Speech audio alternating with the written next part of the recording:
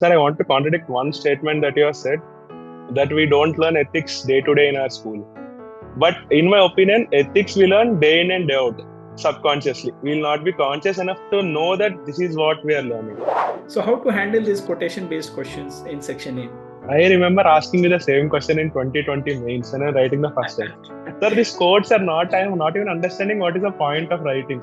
How to bring uniqueness or how to give some juice to the answer, वो rawness जो होती है उसको कैसे हटाया जाए? If you are a government servant in that position, you will have a different value problem. And if you are a citizen who is at the receiving end, you will have a different value struggle. So you have to find out each stakeholder and find out their values, which are conflicting with each other.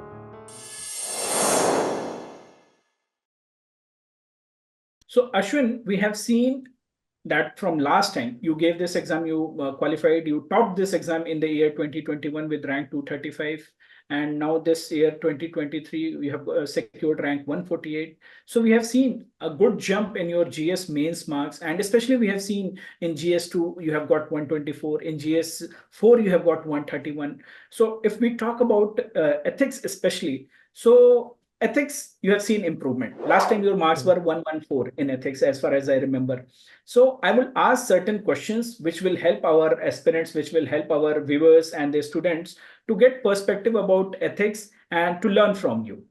So starting with the first question, Ashwin, what will be the step-by-step process for any aspirant to learn ethics? Because this is something very tricky, as you are also aerospace engineer, and ethics is not something which we learn on day-to-day basis, either in a school or college. So especially if we are preparing for civil services, then only you get introduced to ethics. And as an ethics teacher, I have seen a lot of variation in the within the students with respect to the preparation or the material or anything. So I want to know from you that what should be the step-by-step process to learn ethics?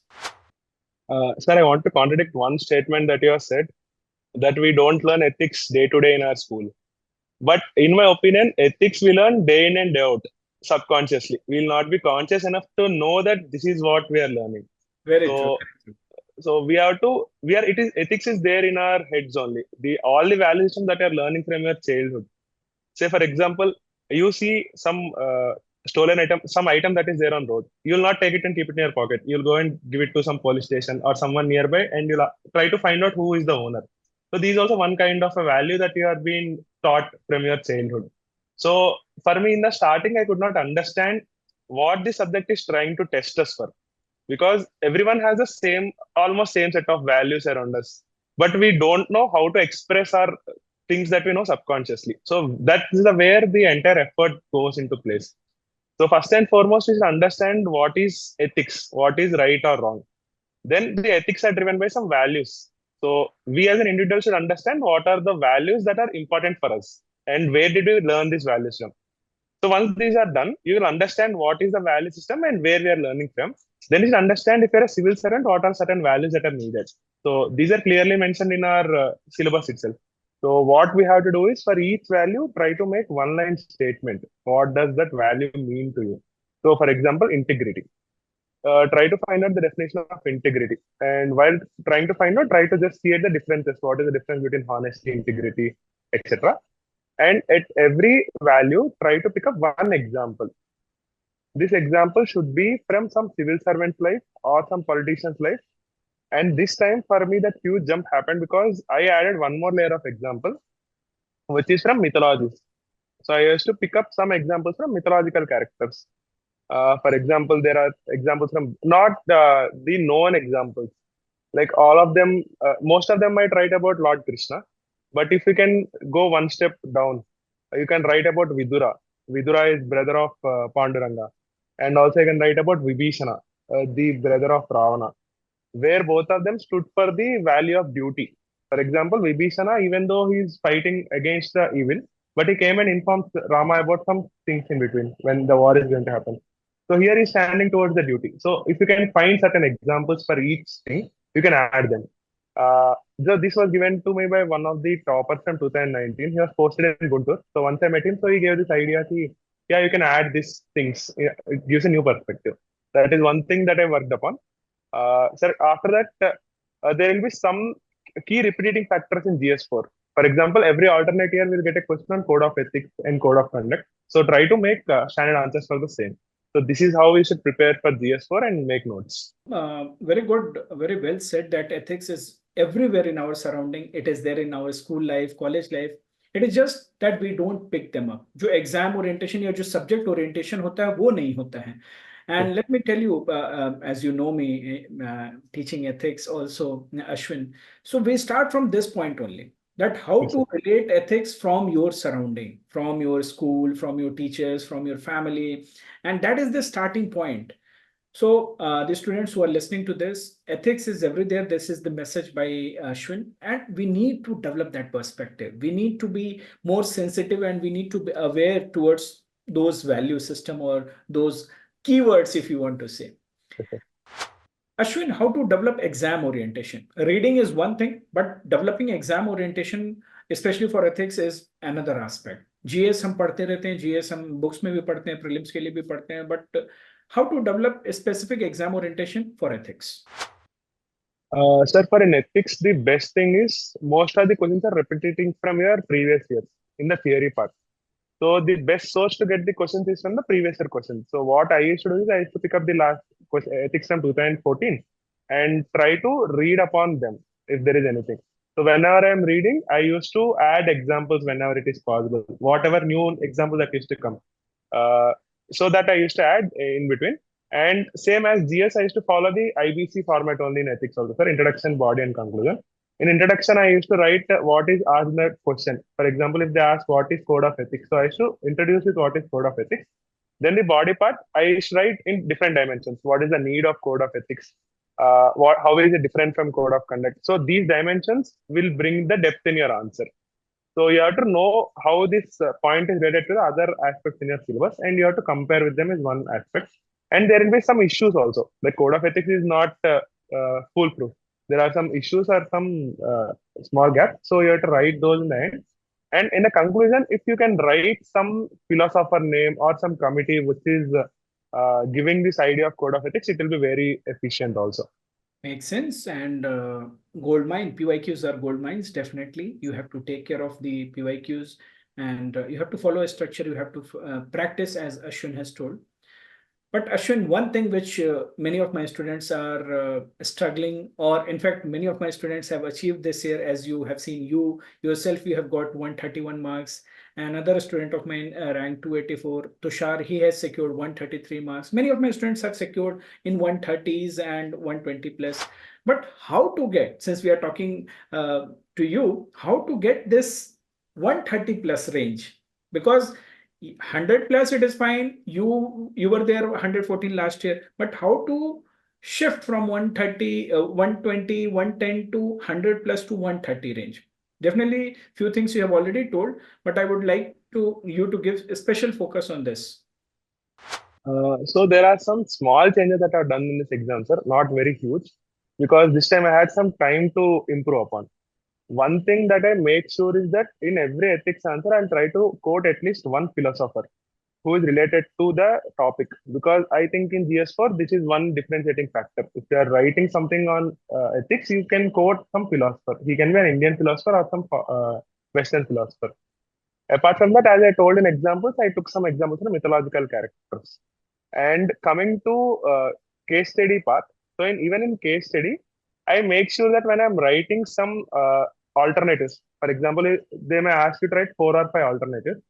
So in 1 or 2 alternatives, I used to write that this is what this philosopher would have followed. For example, if I'm writing Immanuel Kant, something where your means are more than your ends, so I used to quote Immanuel Kant.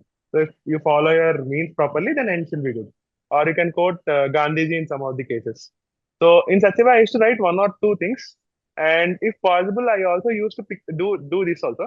So from previous questions, some quotes will be there, no sir. So I used to make those quotes and I used to name them. So this can go for education or this can go for something else. So when that part of the question comes, I used to use the previous year question quote in the answer itself. So that is one more thing that I did in this exam. So these are some 4 or 5 small changes that you can make. That is called utilizing the resources properly, which are there with you, and you're smartly doing that. So very good. But I would like you to detail upon the point which you have mentioned. that in case studies also you used to mention the name of the philosophers. Sometimes students will struggle कि sir इसको लिखना कैसे, present कैसे करना है. Like you are writing about Immanuel Kant or you are writing about Gandhi ji, how to integrate it.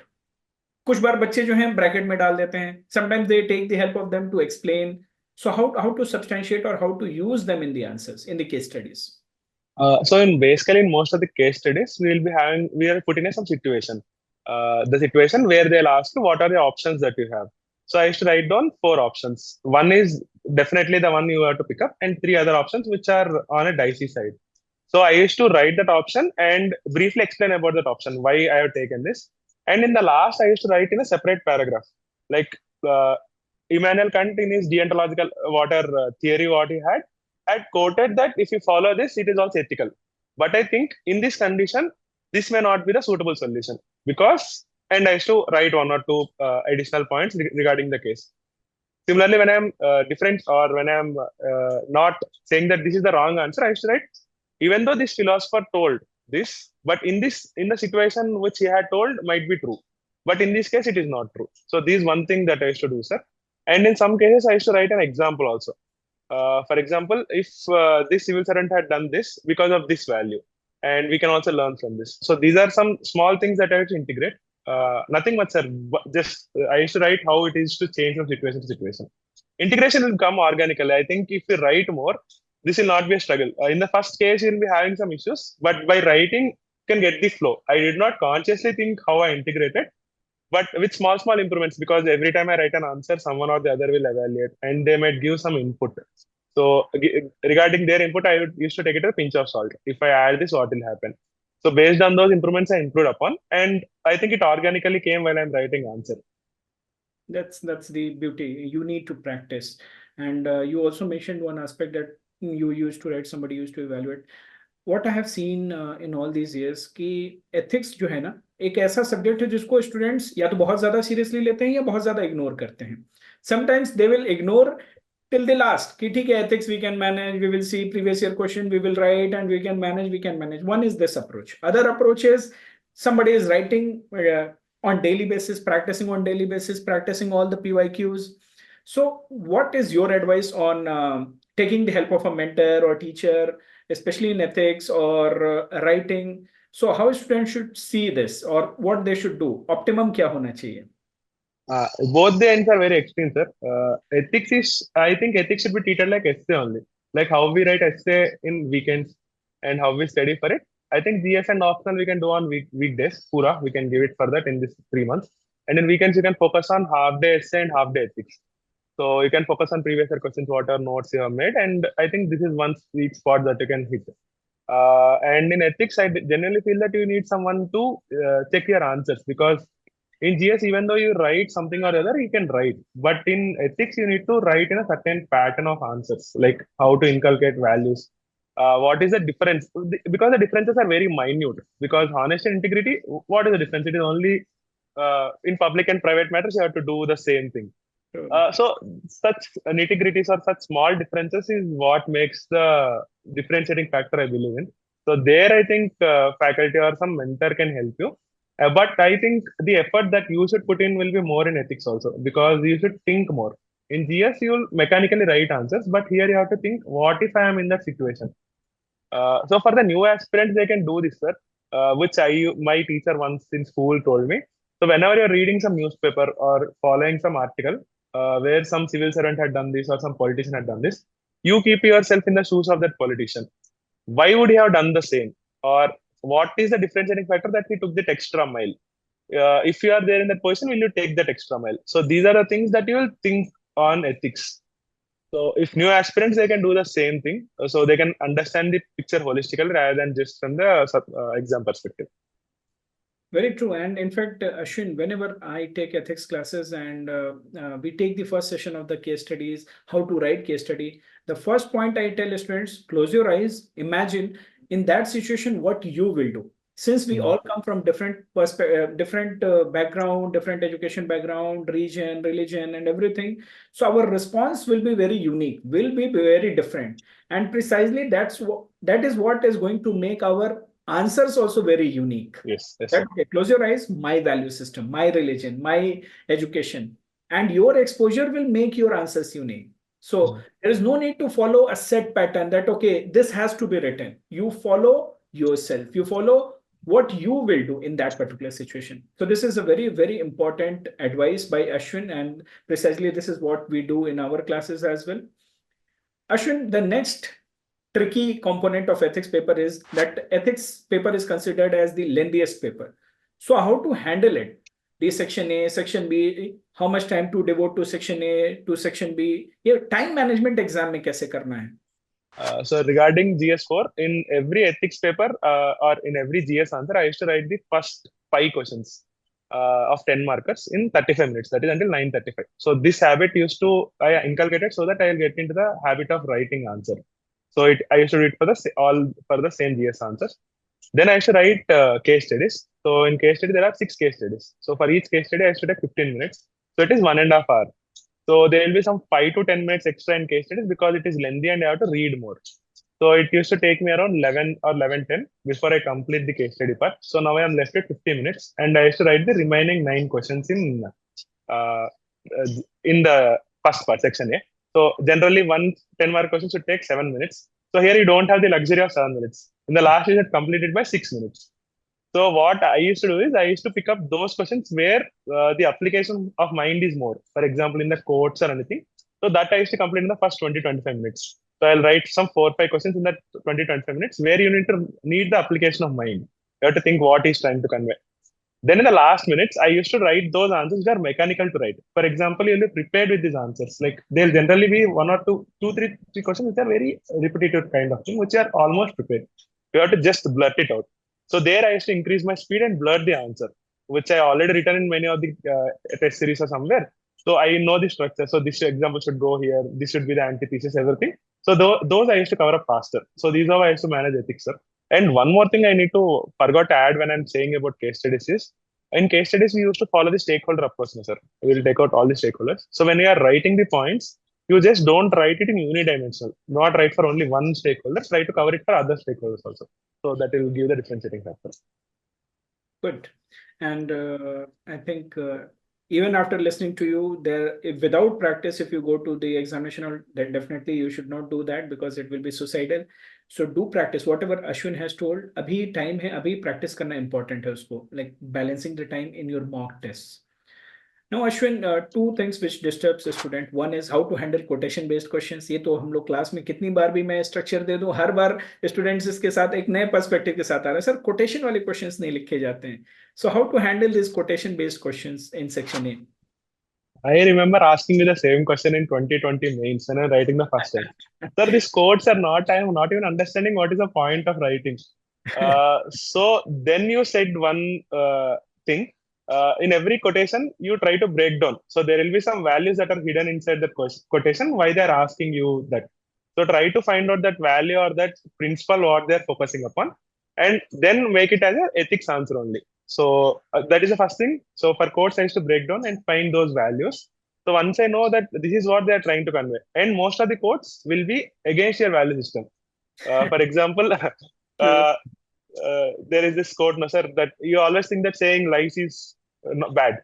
But in one of the quote, it is said by Thiruvallur that if you say lies for a greater good, you can say lies. Yes, So yes. quotes will be like this, anti to your value system that you had established. So you will be in a tricky position there also. But try to find out those examples where these can be fit in. Explaining the quote. For example, Krishna, when he is doing the Kurukshetra Yuddha, he know the end goal. But even then, he followed Dharma because it is for the greater good. Where he had said some lies. Ashwadhama hataha kunjaraha. So these are some things that you can say to substantiate the quote that is saying. But the end, you should say that this is not the case for every situation. It should be situation based. And there will be some core values that you should follow irrespective of situation in one which is not saying false. So these are how you should substantiate the quote, but also give the antithesis that this should not be done. And in the end, you can either end by saying with a conclusion with some quote or some philosopher who had substantiated or who had said against of it. So this is the idea of writing quotes answer. Good. And whatever Ashwin has told, basically you need to maintain the flow as well. आप इसको compartment में नहीं बांट सकते कि अच्छा है ये part अलग से दिख रहा है. You need to weave all the parts, all the components together so that it should come out as a holistic answer and you will come out as a balanced diplomat.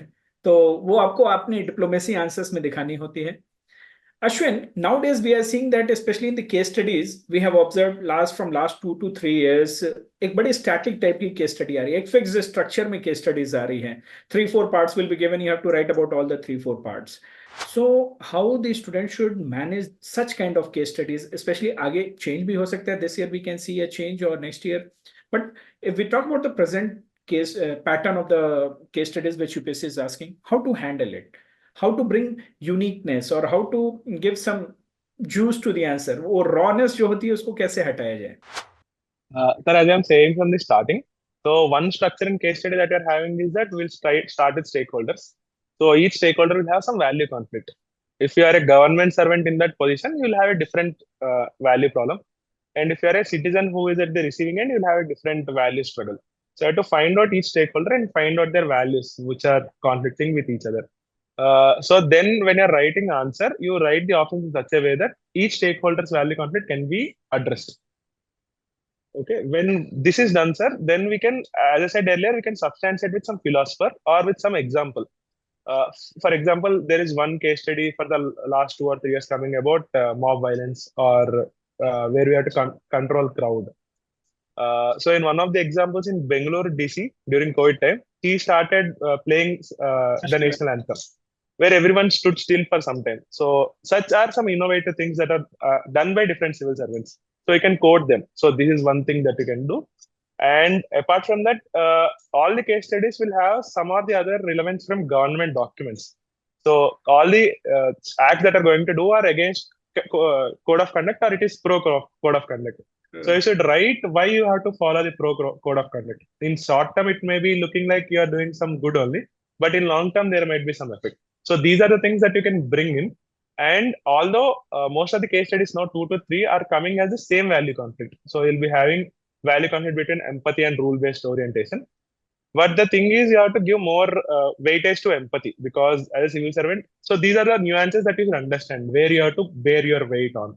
In some cases, there should be misplaced empathy also, which can be abused by people. There you have to weigh on towards code of conduct. So all these things, this nuanced balance, you can get by writing more answers only, and that is where you make the differentiating thing. Or else you will feel all the case studies are same, and you'll write everything in the same format. So that is also one more thing that you should understand, that there are some nuance differences. And one last thing I would ask, Ashwin, which disturbs student और आप कह सकते हैं कि students उसको लेके बहुत ही anxious रहते हैं. Sir, how to add ethical jargons, या ये लिस्ट कितनी बड़ी होनी चाहिए? Sometimes students are collecting 100 keywords, sometimes they are collecting 200 keywords, 300 keywords. जब हम अपनी क्लास में पढ़ाते हैं, we give them optimum unit wise जो भी इमोशनल इंटेलिजेंस में कौन से कीवर्ड्स होने चाहिए. But students are obsessed with use and collection of keyword. Use तो ठीक है, but collection of keyword. So what would be your advice with respect to the ethical jargons and keywords? What I used to do is, I always believe that internet is full of knowledge. So, and how much ever you mine, it is coming out only. It is not like cryptocurrency. After mining, it is done. You mine more, you'll get more. So there is knowledge overflow in most of the cases. So I generally try to optimize it, sir. I used to take up the jargons which are already given in previous year questions only. So these are the jargons I used to prepare. In most of the cases, these are fixed jargons. So no need to improve more on. Just pick up those keywords and jargons and you work upon. And then comes the syllabus aspect. In syllabus, what are the keywords that are there? As I said, what is emotional intelligence? So those 5 things what Daniel Goleman has said. And similarly, whatever is already there in syllabus. Apart from that, I did not cross anything. And if in exam hall they ask some new jargon that I don't know, I used to correlate with these only. So it might be some of the other thing. And if I don't know after doing all these things also, then most of them might not know. So I no need to be anxious in the exam hall that I don't know this. I should have prepared more keywords. Rather than that, with whatever keywords I have, can I address this jargon or not? So this is what the attitude is to be. So keep it limited, utilize it, and एक ही keyword को कई जगह use करने की आदत आनी चाहिए, उसकी प्रैक्टिस होनी चाहिए. And I think that is the best message what Ashwin wants to give. Keywords के पीछे मत भागो, नॉलेज ओवरफ्लो हो रही है, एक्सेस में है, but you limit yourself and try to understand that how to use it, how to practise it. So thank you, Ashwin. Thank you for giving a lot of perspective to ethics, answer writing, ethics preparation, And definitely it is going to help our students in MAINS 2024 and even those who would be watching this video in the future. So thank you for your time for guiding our students for ethics. Thank you, sir. Thank you so much.